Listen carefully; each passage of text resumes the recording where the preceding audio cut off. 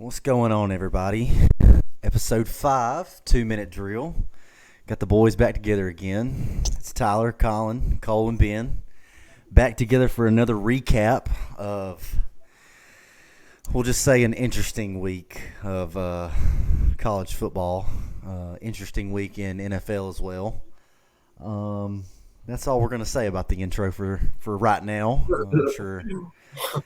I'm sure we'll get into more details as the show goes along today. But how's everybody been this week? Is everybody still alive? Is everybody still breathing? I know I had a heart attack about 5 times on Saturday. So Yeah, Mad but alive.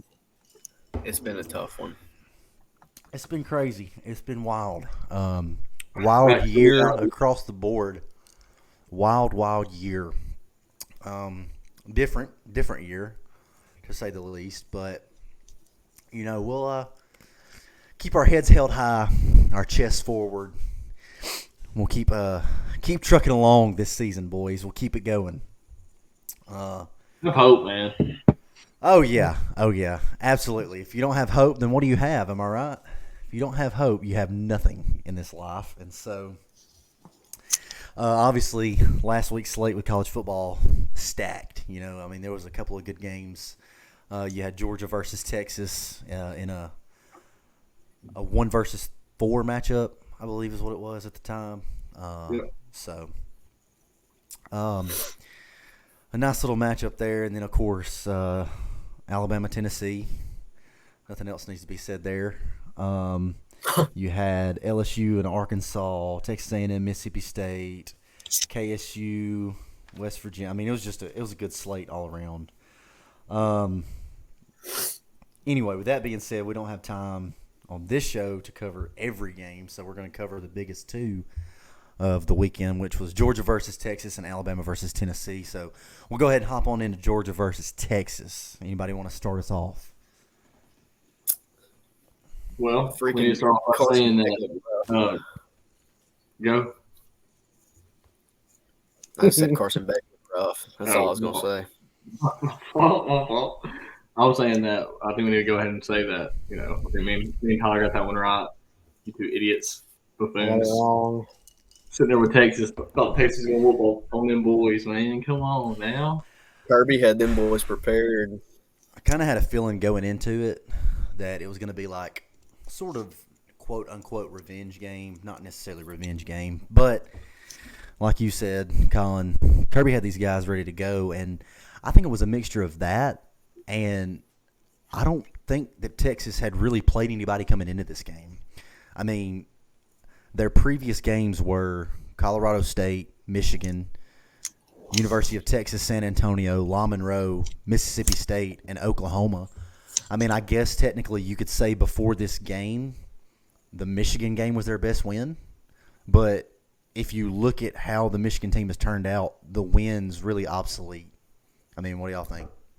Yeah, Michigan's not anything like we thought that they were going to be. This was definitely Texas's really first tough matchup, I'd say. It was definitely Texas's first challenge. I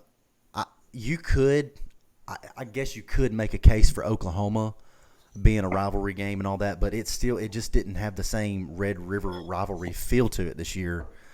And I feel like Texas just, manhandled them in that. That being said, I didn't look either. Do what? I said I didn't think Oklahoma looked great either, but oh no, Oklahoma's 4-3 right now. I think they're 2-2 in SEC play. They're right around that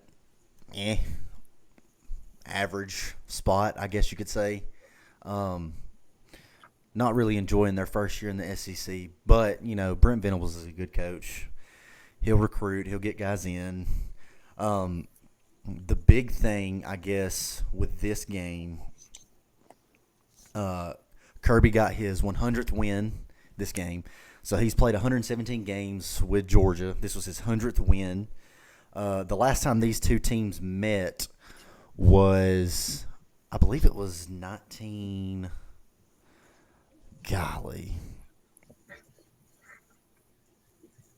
I don't even know. I had it written down. But this is Georgia's first game in Austin since 1958, and in 1958, Texas beat them 13-8. So a little different game in Austin this time around. What do you think you have to say about the dominant Georgia defense this game? I think they really proved that they're the real deal. I mean, I know like seeing us come, it's so weird to see us, and I feel like it was. I'm almost ready to say that it was a fluke because the way that we just dismantled it and just utterly destroyed it in the first half skewed my vision of like how good they really are. But going up against probably one of the top quarterbacks in the nation with Quinn Ewers, he literally looked rattled.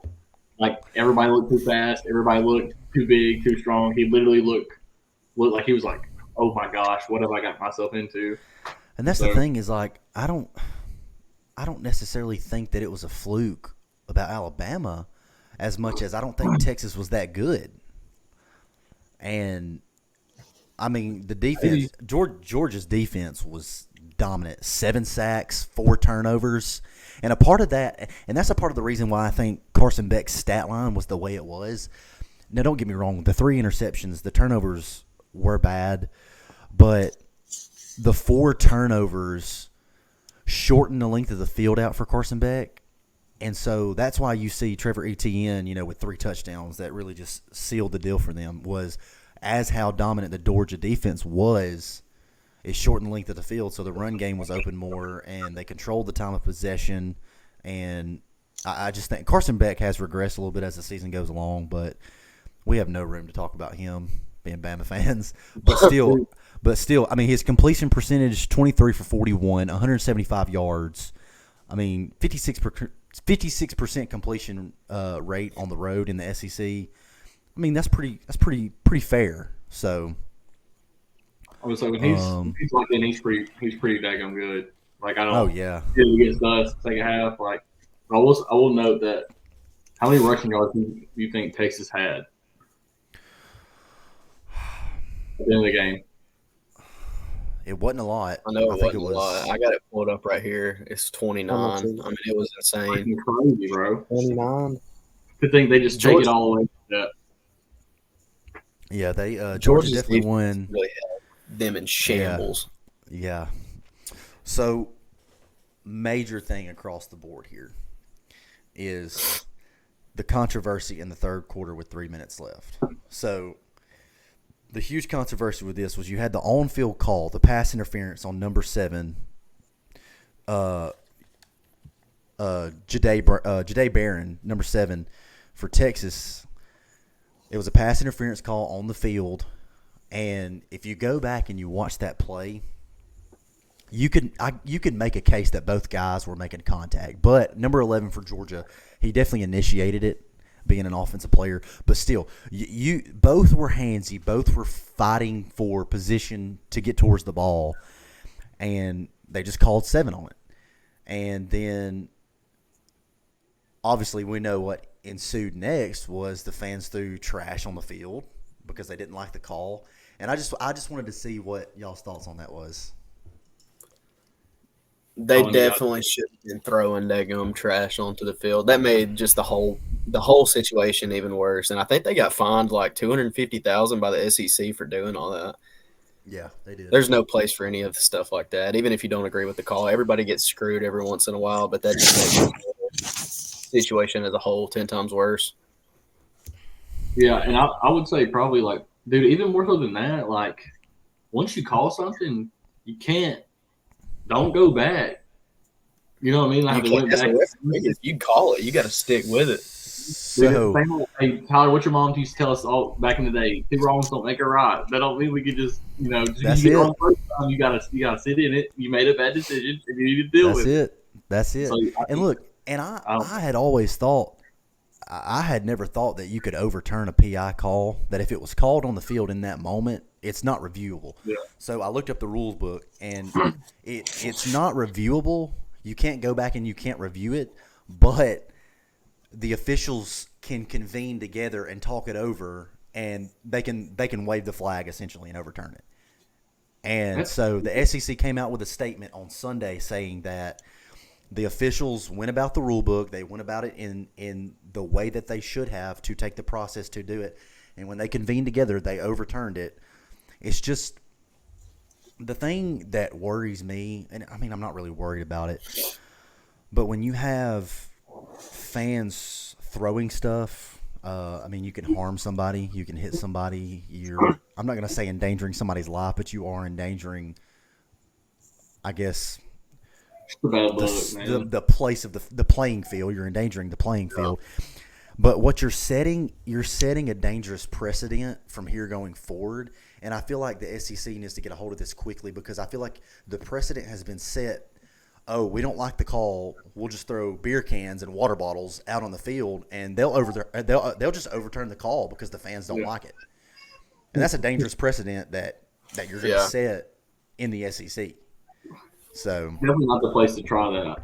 You know what I mean? Because the way no, that's what I'm saying. It's like it's not. They'll take advantage of it, dude. The fans aren't going to care whether or not the school gets fined or not. And see that's the That's problem where they need to with get it. control of it. Well, here's how you get control of it. You ban alcohol sales in the stadiums. Now, they're not going to care about the university getting fined $250K, but you go and you go away and you ban alcohol sales. Now you'll grab their attention then. They're making too much money. Then what are you going to do then when they start throwing water on the field too? You're going to ban water? No, I'm just saying if you ban alcohol sales, because it mainly was the student section at Texas that was doing it. If you ban the alcohol sales, I guarantee you, or if you just threaten to ban the alcohol sales like they did, they already threatened to ban the alcohol sales in Austin. So maybe you that definitely need to say something. I don't know if you actually do it, but you definitely have to threaten. You know. Oh, for sure. I feel like if you threaten them, then they are like, okay, well. Yeah, that 21-year-old that's just feeling, he's chomping at the bit to get some. So I think they not only making they don't go much further than that. Conference look bad. Well, that's what I said. I said it's an embarrassment. What'd you say, Ben? Huh? What'd you say? Ben? Cut out. I said they can threaten it, but I don't think they'll go much further than that. Probably not. They've lose so much money, dude, that there's no way it's not worth it to them. It wouldn't be worth it. They would start throwing more stuff on the field because of that. And like you said, Collin, you're probably right. It's an embarrassment to the SEC.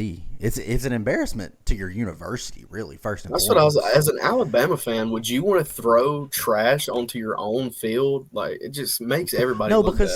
Because here's what happens is you have now forced your workers to pause what they're doing, pause tending to the players on the sideline, pause all of the operations that go on a sideline. They have to stop that now, and they have to go pick up trash that you threw down. That's just selfish. I mean, that's just a terrible look for the University of Texas. It's awful. And you throw in the fact that, like, say Quinn Ewers is going out there and he falls on a beer can, like something crazy. You know what I mean? Yeah, like you're only threatening your own players. Scratches his vein in his neck open on a can. Yeah, I mean, something it's just ridiculous. It's wild. But I mean, I don't know. Welcome to the SEC Texas. That's all I gotta say. Yeah. Do you think that this game hurts Quinn Ewers and Carson Beck's Heisman odds? 1,000%. They both look there. Yeah. They both look there. Neither one of them. I think this was a great opportunity for them to have their Heisman moment again. Like to reapprove everybody. Like, hey, we're going to go in there for Carson Beck to be like, hey, y'all overlooked me. I did terrible against Bama. I'm going to show you.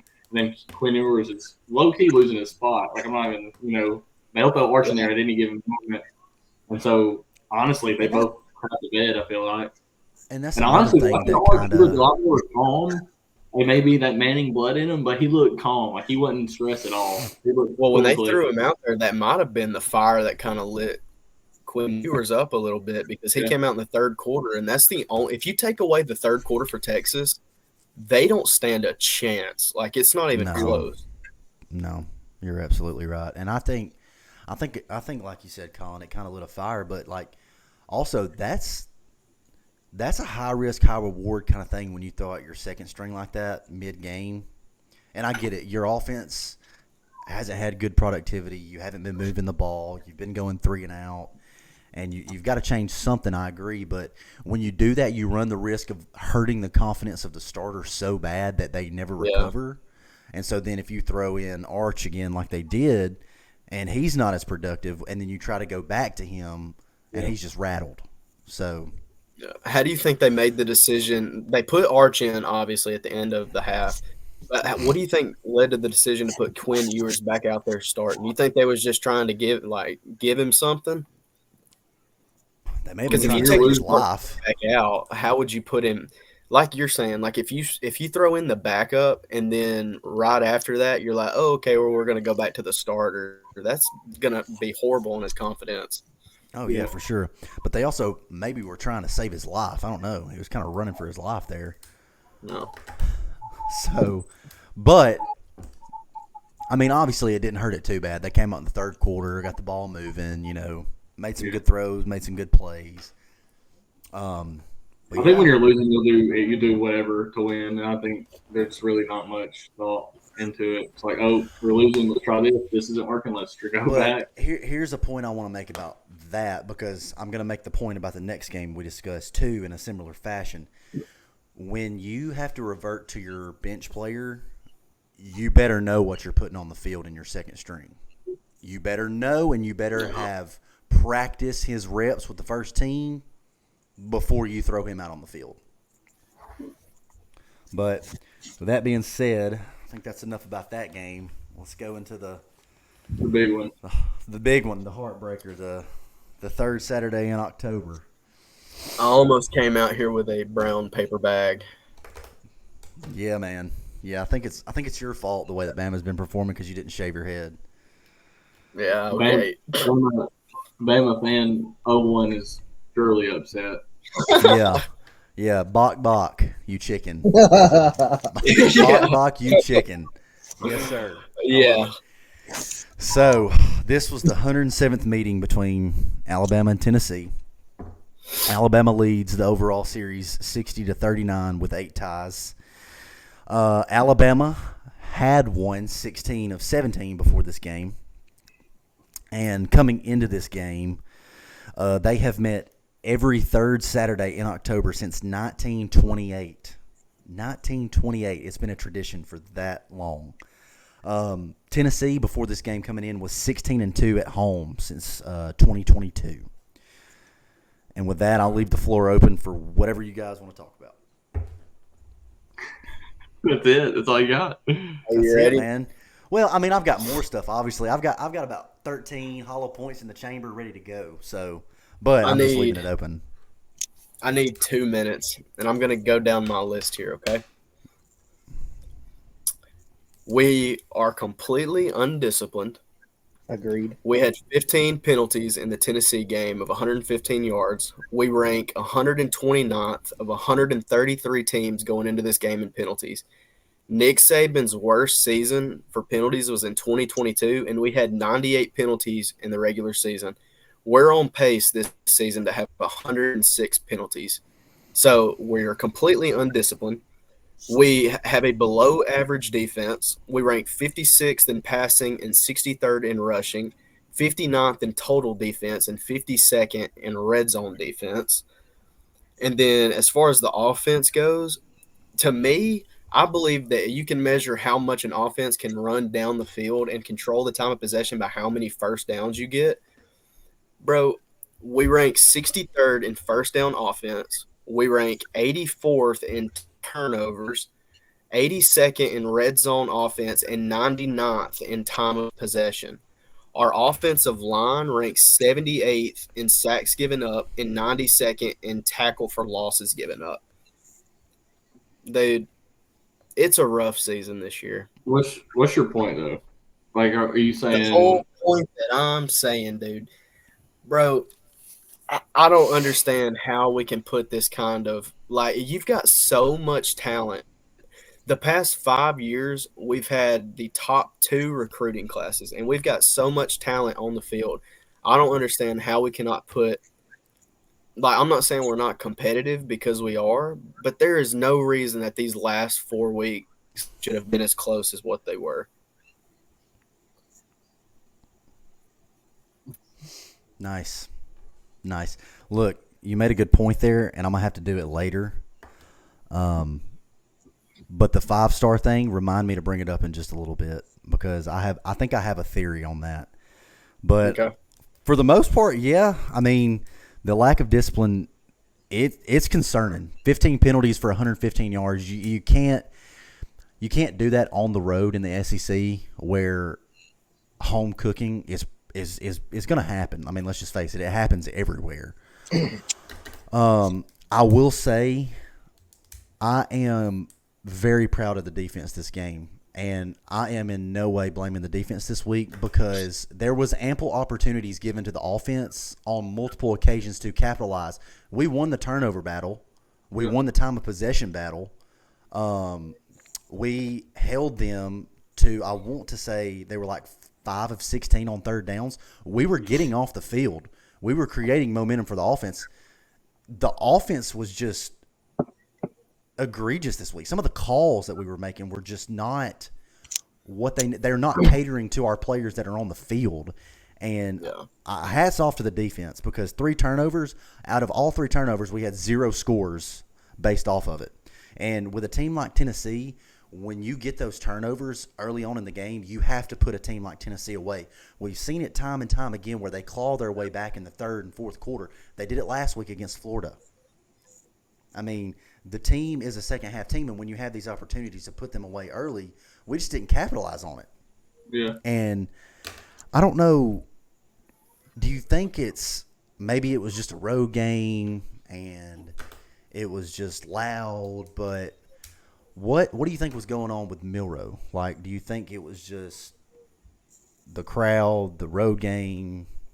I have a theory, and I was trying to watch the videos of them breaking it down and stuff, and just trying to get in his head kind of like what he's thinking.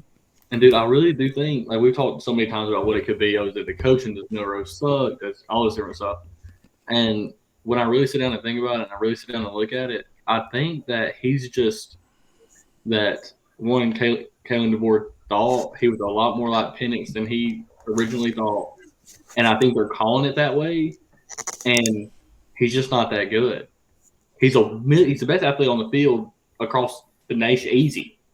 You can put him against anybody, best athlete, easy. But he's literally not Michael Penix, and they're trying to run it that way. And it's too fast. It's too much. You even seen it last year. The offensive coordinator Reese, whatever the heck his first name is, Tommy. He had to figure out what to call, like as he was learning, and eventually he started to figure it out towards the end. And I think it's just taking Kalen DeBoer a lot longer to do it, considering Ryan Grubb left too. He probably stubborn, think, we about to air it out. And you've seen some success with it against Georgia, so he's like, it can work. You can do it. I've seen you do it. And instead of like trying to adapt to him, I think he's just trying to bring Milroe along and kind of backpack him and be like, hey, you're coming with us, whether you like it or not, and you're going to figure it out. And I think it's just having some growing pains there. But, I mean, I don't know, dude. And I don't understand because it's like the first couple weeks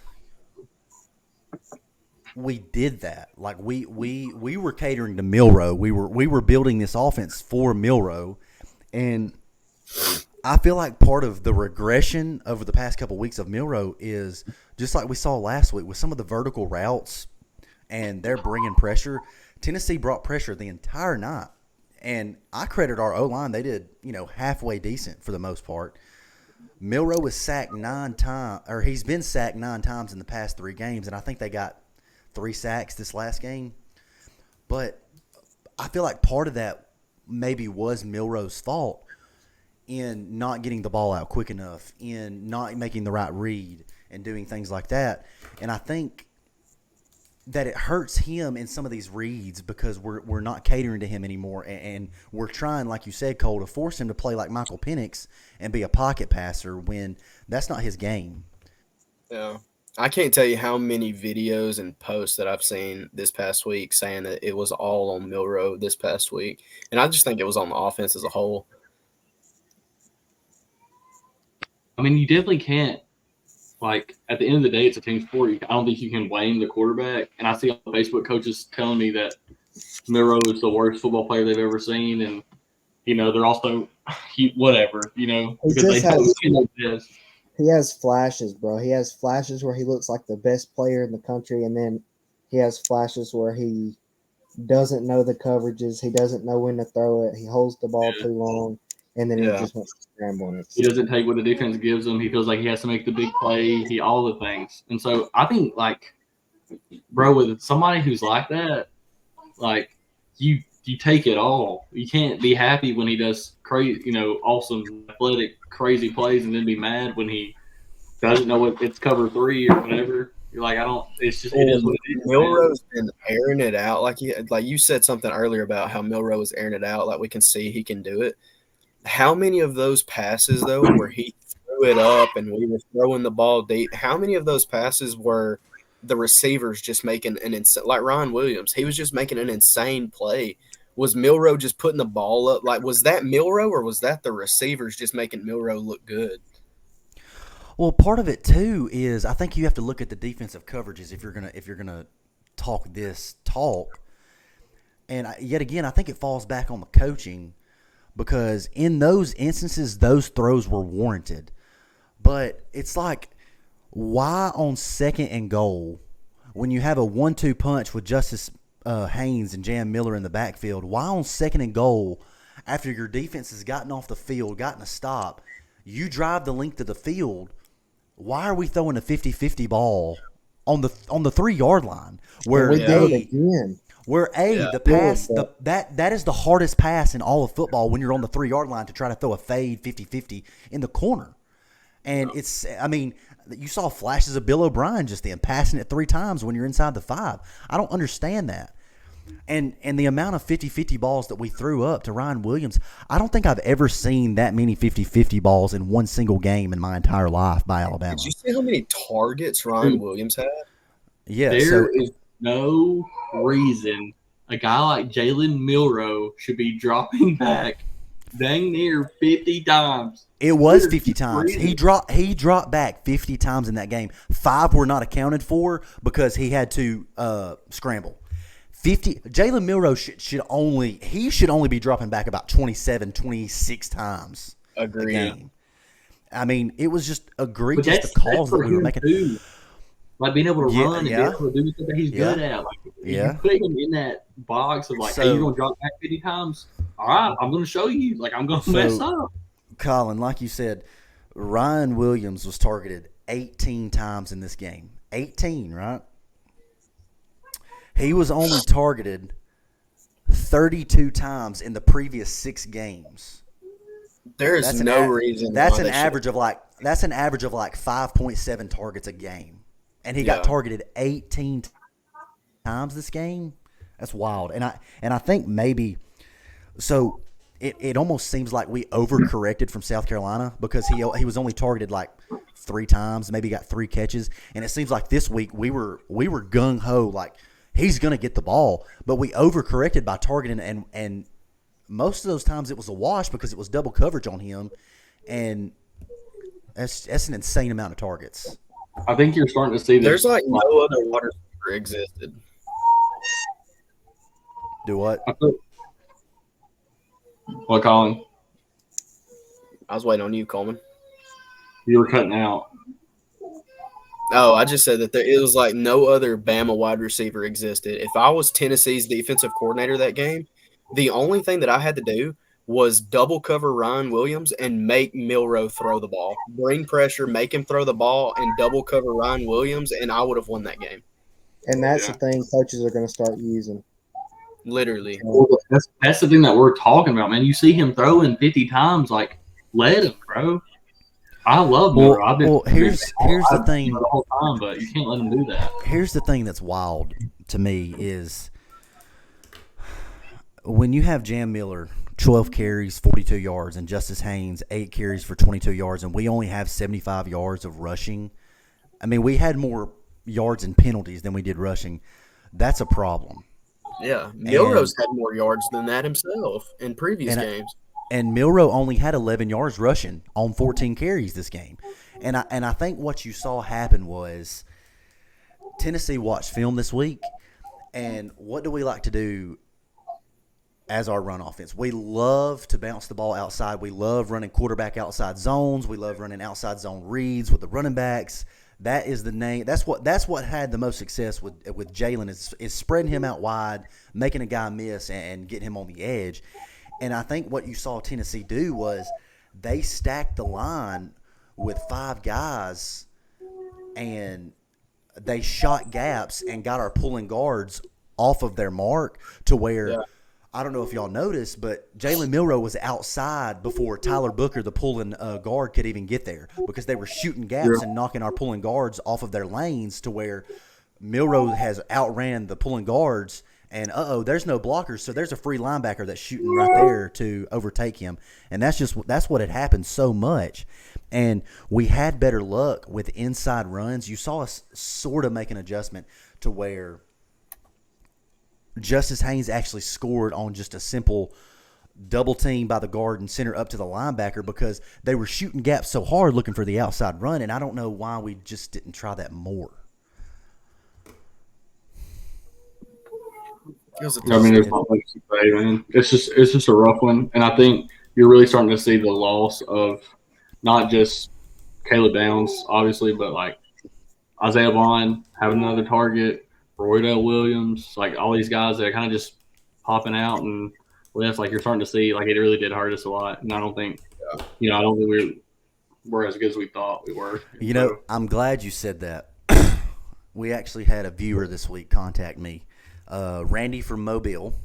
I love Randy. Viewer contacted me this week, and he actually has some unpopular opinions for us to discuss. Kind of based off what we're talking about right now with the loss of NIL.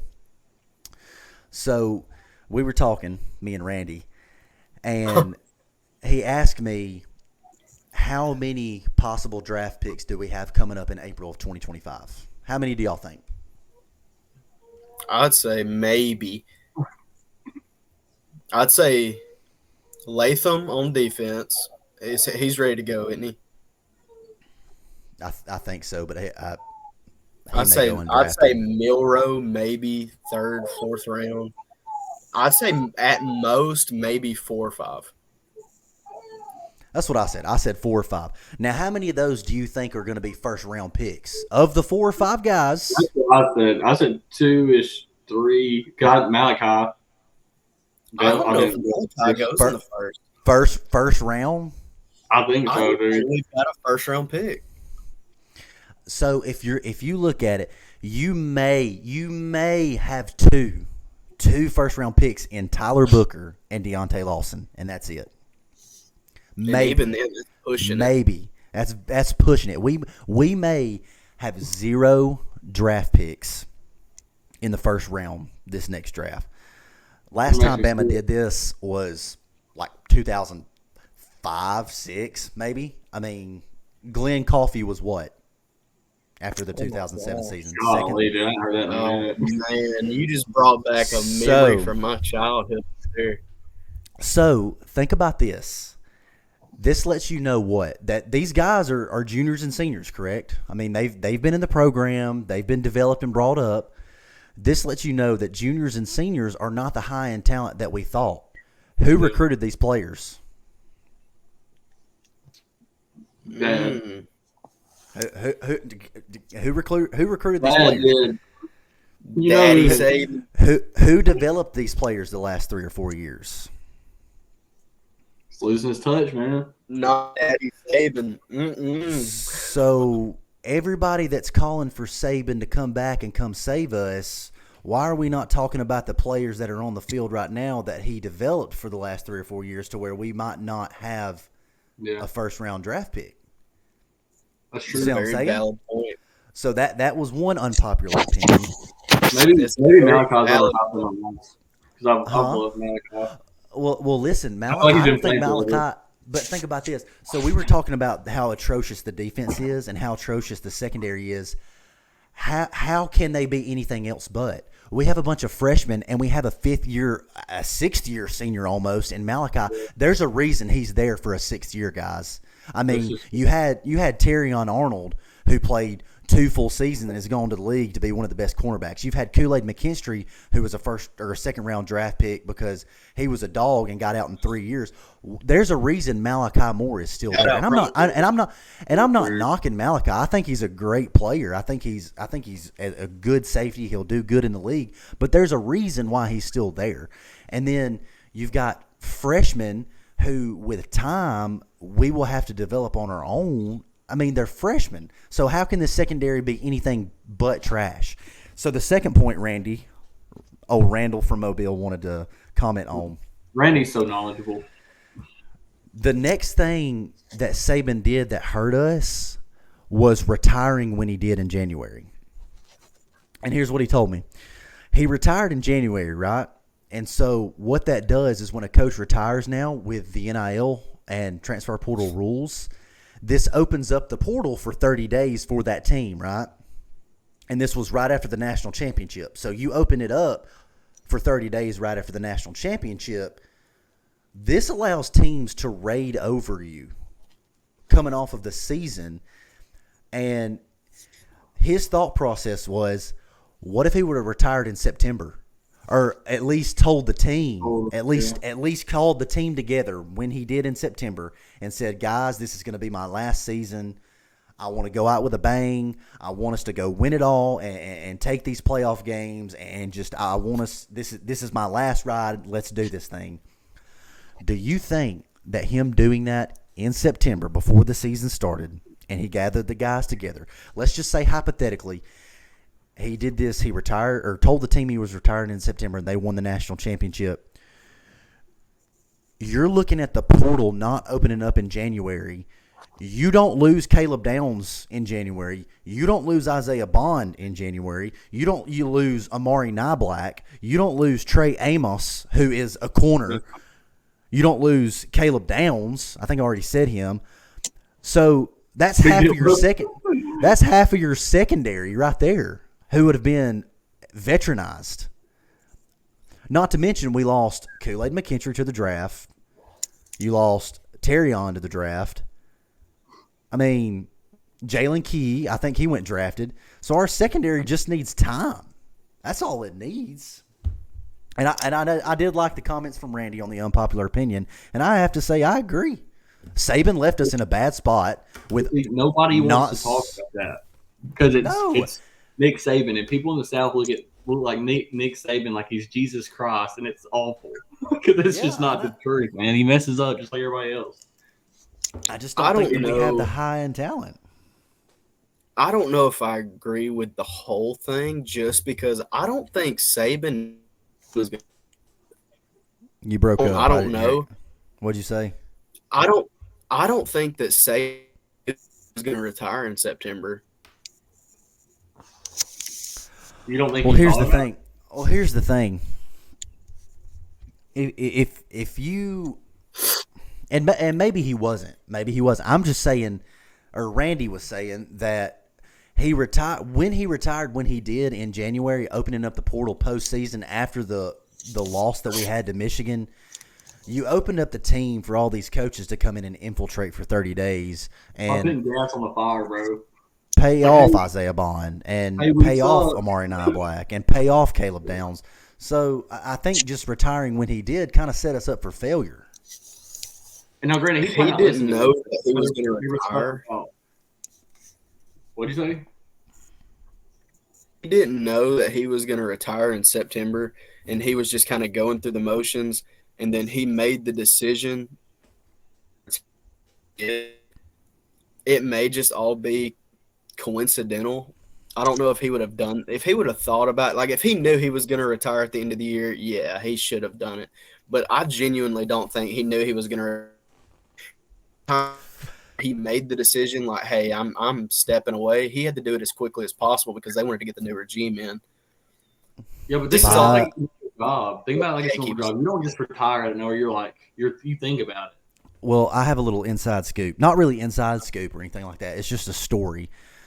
So I knew he was close my last season with Bama after the Ole Miss game where we barely skated by with a win at Ole Miss because we already knew we weren't going to the playoffs. We had dropped in the rankings. We just wanted to win. It was just a morale win, and it was just getting those seniors and juniors together and pushing forward just for a win for them. This man, never seen this before, ever, in any of the post-game speeches or anything like this. This man comes in, tears in his eyes, and gives the most heartfelt speech to all these kids after that Ole Miss game. And then one of my buddies overheard him talking to another head guy in the locker room saying, I don't know how much longer I can do this. I cannot keep up with the transferring and with all of the way that – he said, quote, unquote, I cannot keep up with the way that college football is heading. Yeah. So I knew he was close then. Yeah. I think we all knew that he was getting close. And it's business, dude.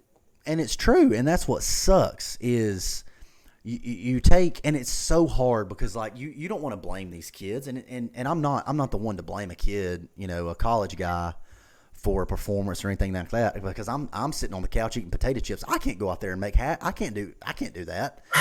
And all these people who are calling for Milroe to be benched and this, that, and the other, dude, you get out there with 300-pound linemen getting after you and tell me that you can do what they do. You can't do that. Yeah. But at the same time, it's like decision making's the best. Yeah, but like at the same time, it's just like these kids are getting paid now and this, that, and the other. But like you don't know what they do with that money. Like, you know what I'm saying? Yeah. But I don't know what Bama has to do to get it going. It's just like Alabama we haven't had a loss twice before the end of October since 2007, Nick Saban's first year. And the last thing that I want to get into is do you think that there is any hope for the playoff? I was about to. Or do we drop to LSU? I genuinely don't think that we make it past LSU. I don't think we're going to make it past LSU. And if we don't, the way that South Carolina and the way that we kind of got exposed these last couple of weeks, I wouldn't be surprised if Missouri gave us enough to handle. Yeah, man, that's a scary thought. I think Tyler, go ahead. Go ahead, you got it. Oh, I was gonna say, I think that it is rough. It's over, guys. Ben, it's over. Back it up. Back it up. I don't know. Y'all know me. I feel like me and Tyler are the optimist of the group here. I don't really think that.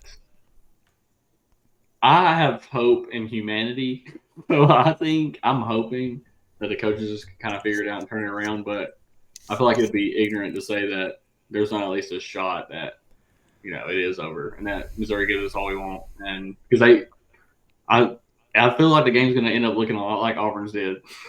Like it may be bull crap all over again.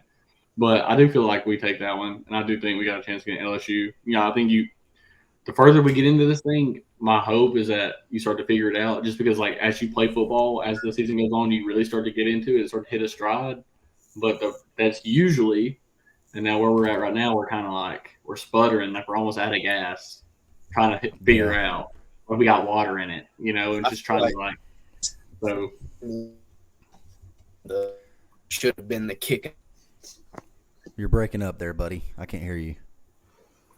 I need to reboot. This game against Tennessee should have been the kick in the butt that we needed. If we come out of this week with a win, I think we do hit our stride. Yeah. But it's just kind of like a 50-50 the rest of the year. It's hard to say because I think we're fine against Missouri. I think maybe we figure it out. I think defense definitely took a step forward. We got some things figured out with pressures and things like that. Defense definitely took a step forward and was getting off the field. I think that transcends into this next week, and I just think that our offense, we just have to we know what Milroe brings to the table, and for all these clowns out there calling for his name, just like the point I made earlier with Quinn Ewers and Arch Manning, if you're going to bench somebody, you better know what you're putting out on the field. You better know the product that you're getting when you sit Milroe to bring on Ty Simpson. And these coaches, they're around Ty Simpson. They're around all the players for more than their families. And they know what these kids bring to the table. And the offense, now you're 7 games in. Seven games in, the offense has been designed around Milroe. And that's the name of the game this day and age. All your offenses are going to revolve around what type of quarterback you have, and Milroe just gives you the best option to win games because he's proven in the past he can win games. So I just think moving forward, this team has to have a little desire, has to have a little fire, has to have a little grit. We've got to play with some sort of chip on our shoulder. I just haven't seen that at all this year. There's been no fire, there's been no fight, there's been no getting after it. And I don't know if that's a reflection of the leadership. I don't know if it's a leadership of the team. We just don't have a dog. Yeah. I will say I was real like last week. I'm going to give the match definitely stepped up this last game for absolute certain. Really, there's no reason why we should bench. That's the last thing I'm going to say about it. Well, I didn't hear it. Am I still? You're having some technical difficulties there, little buddy. I think you said don't. We're not. I'm getting back his flowers. I'm proud of you, Collin. Well, you learned something this week. Definitely step from last week. Good for you. Better. So. Little 5. last little snippet for us. So there's not a single SEC school is left undefeated. This is the first time this has happened since November of 2007. That's crazy. There's not an undefeated SEC school left.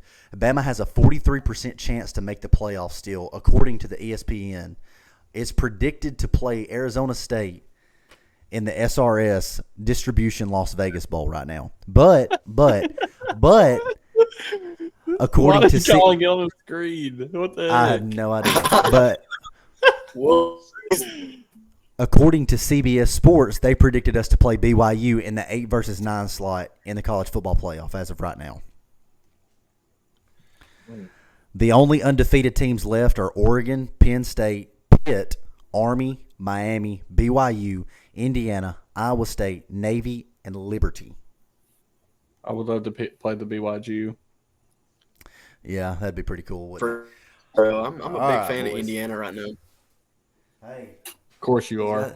He's got them boys rolling. I bet you think Dylan Raiola is the next Patrick Mahomes too. He said Indiana, not Nebraska. I know. I'm just saying. I'm a big fan of Indiana. Moving along now quickly. It would come up. Google me. Moving along now to our NCAA Pick'ems records. So last week, Collin went 1-3. Ben was 2 for 2, and me and Cole tied with 3-1. Overall, me and Cole are now 7-3, and Ben and Collin missed the prior week due to unforeseen circumstances. So their overall is set to 1-3 and 2-2. So with that being said, Collin, what? Week 1, me and Ben went 4-2. Oh, I guess I'll have to adjust that next week in the sliders. That still puts you in last. I know. It just looks better. Spin that wheel, Collin. Go ahead and spin the wheel of doom, sir. Here we go. Let me put it. Oh, let me move it a little bit to the. Here we go. Next time, get some new Wi-Fi, bro. Or buy a microphone. We're giving her a real spin here. What are the options? There's a lot on here. I'll read some off. What's it say? This is my punishment. Create a lost pet poster and post it downtown for a stuffed animal. Nice. You have to film yourself doing All it. right. Send it in. And I will film myself doing it, and we will post it on TikTok of where I put it. I got to find a good stuffed animal to take. I'm going to bring my youth group to it. That's going to be hilarious. All right, boys. So a look ahead at our next week's matchups that we're going to be picking. So we have Notre Dame at Navy. This is a top 25 matchup. Mizzou at Bama, another top 25 matchup. LSU at Texas A&M. That is another top 25 matchup. And then I wanted to throw in a little battle of the bottom here with Auburn at Kentucky. Yeah. So with that being said, Notre Dame is at Navy. Notre Dame is an 11.5-point favorite. Collin, what's your pick? My heart wants to pick Navy so bad. No. I wish I wasn't talking to a robot. I can't hear. You have no idea how bad I want to pick Navy, but I'm gonna. All right, with all the listeners listening, I believe what Collin is trying to say is he's going to pick Notre Dame. He's experiencing technical difficulties tonight, so we will move along to you, Cole. Collin, call one of us and mute your mic. Yeah, hold on. Hold Can up. Collin mute just for a second? I literally cannot think with the with the spasm in my ear, bro. Okay, what is it? It's Notre Dame at Notre Navy. Dame and Navy. I would love. I'm going Navy. Okay, brave. Ben. I'm gonna go Notre Dame. Notre Dame. As bad as my heart wants to take Army, Navy. My heart wants it so bad. I think I'm gonna go with the Fighting Irish here. Heck yeah. With Notre Dame. Next game on the slate is LSU at Texas A&M. LSU is ranked 8th right now, and Texas A&M is ranked 14th. Both teams have one loss, but this is the battle of the undefeateds right now in the SEC. So both the teams are undefeated. LSU's traveling to a hostile environment. Texas A&M, more than likely going to be a night game. You, Cole Bonner, tell me what you think. LSU. I think Connor Wigman has seen better days. He's a good ball. Nice. You riding the Nussmeier train then. Love it. Ben? I like LSU. What game are we on? LSU. Oh, my gosh. This is embarrassing. We're on LSU. LSU People can Texas hear you, A&M. Colin. It's Cole's pick right now. Okay. Cole, who do you pick? This is embarrassing, gentlemen. I picked LSU for the second time. It's actually Sir Collin's pick. Collin, your pick. Give me. Is it at Texas A&M? Yep. Yeah. Give me A&M. See, Wow. it's hard. This is going to be – I think it's going to be a really good game. I think it's going to be a low-scoring game, but I think the over-under – I don't know what it's set at, but I would take the over on 50 points. But I think defense is going to be the name of the game, especially with LSU's defense. They love to send pressure. They pressure like 50% of all their plays. So Connor Wigman he's going to be getting after it. And I just don't know how well the O-line will respond to that and how well the passing game opens up. And I think I'm going to go LSU. Let's go. Next game on the slate. Yes, sir. Are you writing these down? Well, of course. I'm a professional now. All right.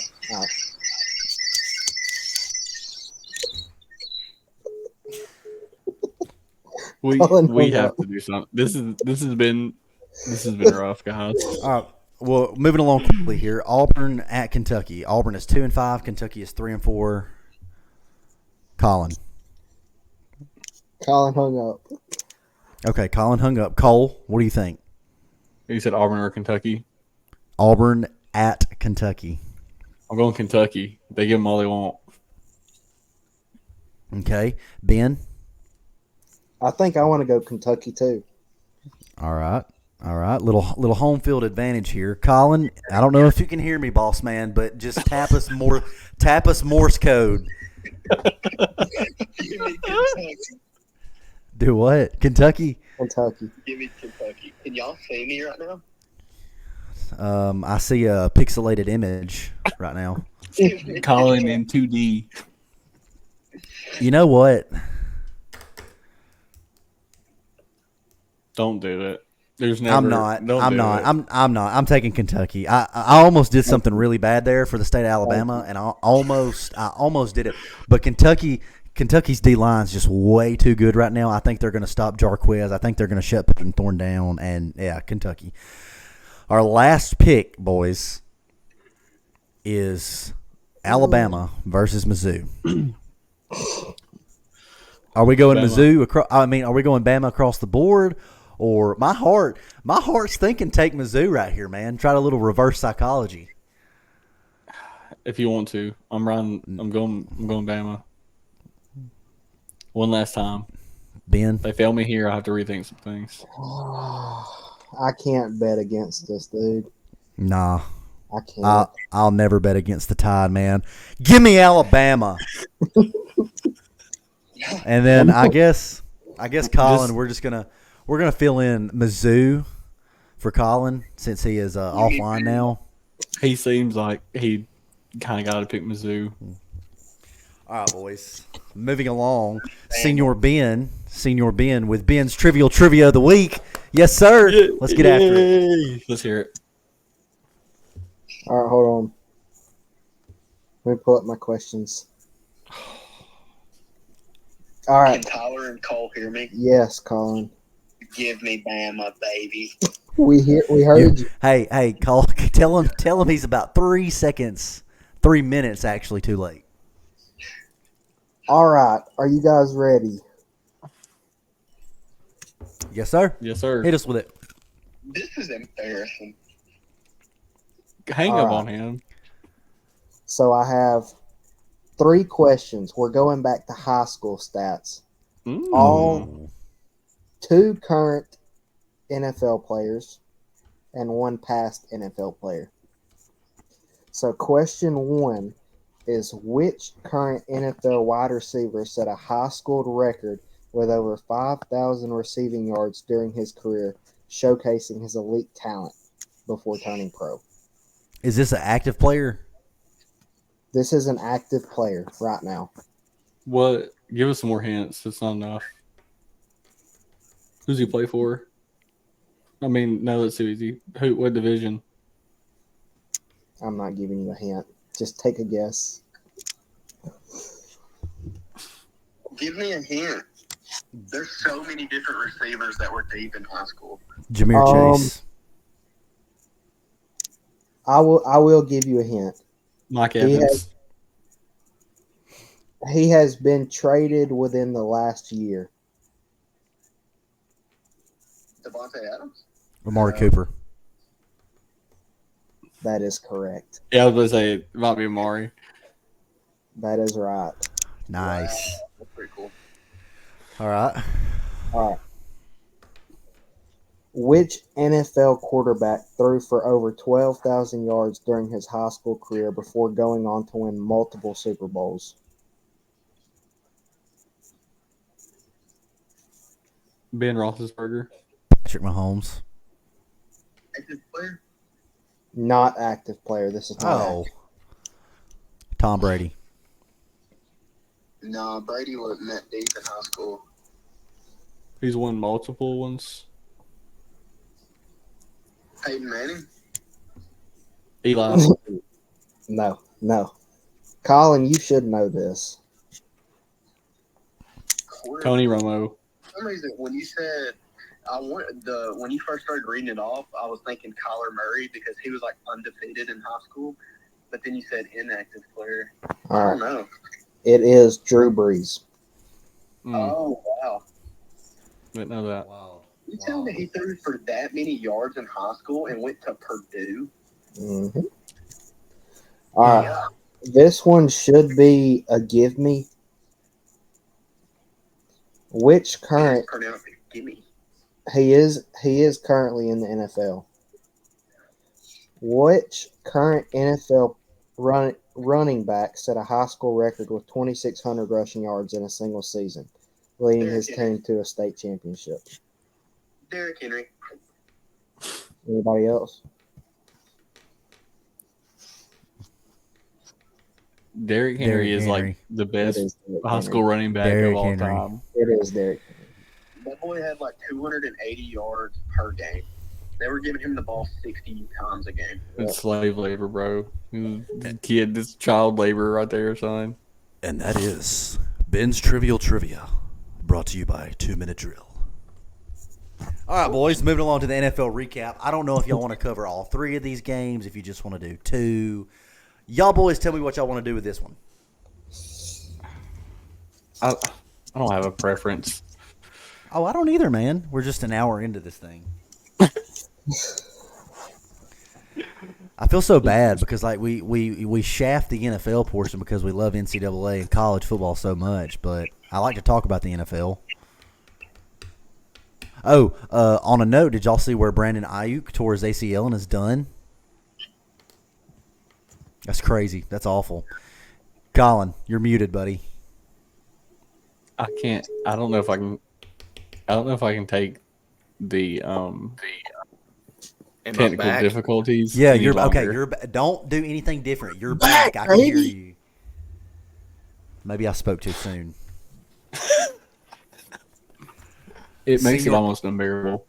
All right, so I guess are y'all wanting to do all 3 of these games? Packers versus Texans, Lions versus Vikings. I say the biggest one that out of all of these 3 would probably just be the big story between Packers and the Texans. And boys were balling out there. That was the best game of the week, in my opinion. Oh, I agree. I think that no doubt that it was the way it ended with the players who ended it. Awesome backstory behind that. C.J. Stroud had a game, but Joe Mixon, unreal. Come alive. I mean, absolutely unreal. 25 carries, 115 yards for 2 tutties. Yeah. I think the offense with out Nico Collins looks completely different. It's like they're going to run the ball down your throat, and it's so weird. Yeah, it's wild. And even with Stephon Diggs, and Tank Dell, they don't have an elite passing game, Like it was all ran through Nico, which is crazy. We played against Nico in high school, Cole. It was crazy. He slapped one of our best friends in the face.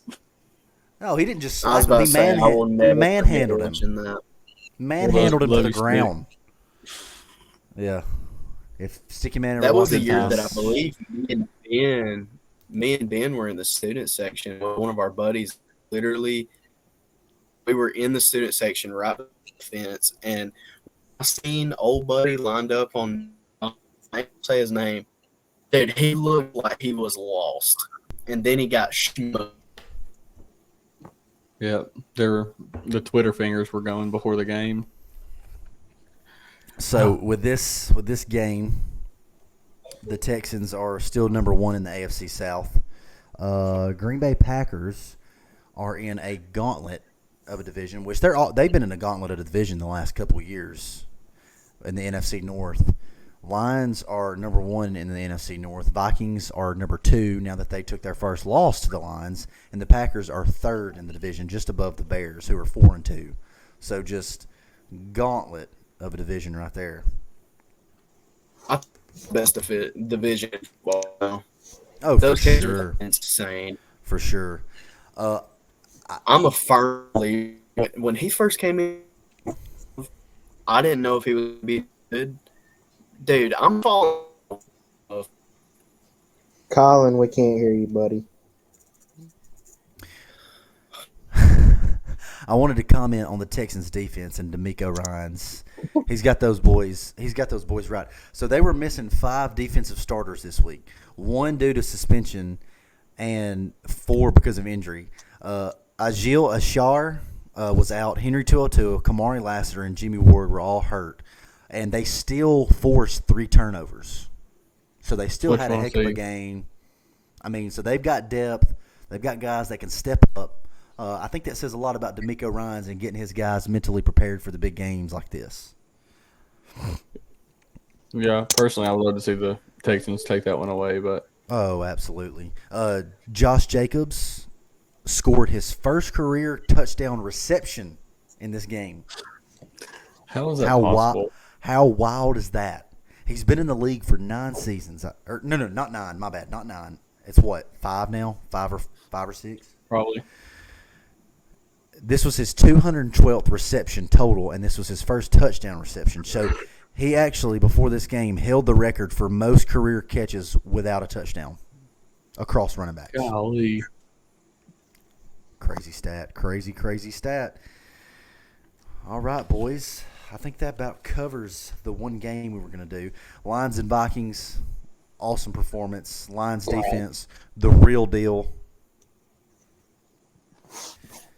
Chiefs, 49ers, great game. Good little rematch of the Super Bowl. I hate the Chiefs. I wish they would have all got their eyes poked in and lost that game. Yeah, it would have been nice. And with that being said, I don't know if we're going to get to do this segment or not this week, but we have Collin's best bets for NCAA and NFL. Previous week, he went 1-2, and his overall record, since we've been keeping up with it last week, is 1-2 now. Oh, he's tossing him in the chat. Collin went 1 for 2. Collin, man, you're losing people money. Be better. He put Ole Miss in Ohio or Oklahoma. So he did what? He put his chat bets in the chat. He says best bets: Ole Miss and Oklahoma over 48.5. Illinois. Okay. I got it pulled up. I got it. Let's do it. Best bets: Ole Miss and OU over 48.5. So you think that's going to be the over with Oklahoma's defense? I mean, with Oklahoma's offense? New OC. Dude, or no OC. I kind of like that. I think Ole Miss, because think about it, they're like second or first in the league in points per game in FBS. So I like that. I do. I would take that with you. Illinois plus 25 versus Oregon. Are you going to say that they cover the 25? Just nod yes. Yes. Okay. Yes. And then, okay. So we've got Ole Miss and OU over at 48. That's going to be a good pick. You've got Illinois covering the spread of plus 25 versus Oregon. I like that. And you've got 49ers as a 4.5 favorite versus the Cowboys. So, Collin, are you picking the 49ers to cover that and win? Yes. Okay. Yes. I feel like we're talking to a robot. Perfect. Hey, I guess we could just make a little AI and edit this video in hopes that we can make something happen like that. But another team that I'll tell you who has been dominating the spread lately that I would take if it were me is Mississippi State. Mississippi State was, I think, plus like 21 against Georgia, covered that spread, only lost by 10. And I think that last week they were Texas A&M was a 17.5 favorite, and Texas A&M only won by 10 as well, so they covered that spread. So for all you college bettors out there, Mississippi State is killing it right now. And Collin is texting in on our group chat, and he says, Commanders plus 3 versus the Bears. Commanders outright beat the Bears. Bold. Love that. Miss State is a 7-point underdog against Arkansas. Yeah, I think that's going to be a close game. I really do, and I think Miss State covers that, and Arkansas only wins by a field goal. That is Collin's best bets for the week. Now, Cole's Fantasy Fanatics. We're gonna run through them really quick. First off, I just want to put it. I put Saquon with 17 rushing attempts and 176 yards and a touchdown. He ended the day with 27.7 fantasy points in a full PPR league, which is honestly crazy. It's nothing new that we have seen from him. A little tidbit, that's about 15 or so yards away from his career high, which is, I mean, he's just on a tear. I mean, I don't know what we did thinking that you put Saquon behind the best line in the NFL. I don't know why we didn't think that he would be even better, but he is. And so, yeah, it's fine. Did you see where the coach asked him if he wanted to stay in and beat his record, and he said no? He wanted to see the other guys get the reps in. Just a selfless player, man. Just a selfless player. I don't know. I've never met anybody who doesn't like Saquon. You gotta love that, especially in a touted running back like him, who's willing to put the team before him. I mean, any football player that does that. That's what we love about this game, is the camaraderie and the bringing together of fans and players. And it doesn't matter what background you come from, what color you are. It doesn't matter who you know. At the end of the day, if the world acted like a locker room, man, we would be in such a better place, you know? This is true. I mean, but I believe that covers everything, guys, for episode 5 of this week. We thank y'all for tuning in and listening. Maybe next week Collin's Wi-Fi will cooperate with us, and we will be able to talk with Sir Collin, so he can maybe spout some nonsense next week at us. But we thank you guys for listening and tuning in, and hopefully we see all of our lovely people in next week's episode of 2 Minute Drill. Love to hear from Bama Man.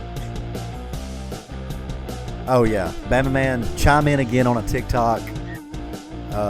Hopefully we'll hear from Randy from Mobile. He's been a touted listener every week. Love hearing from him. So maybe we'll have a few newcomers to the table next week. Anyway, see you next time on 2 Minute Drill.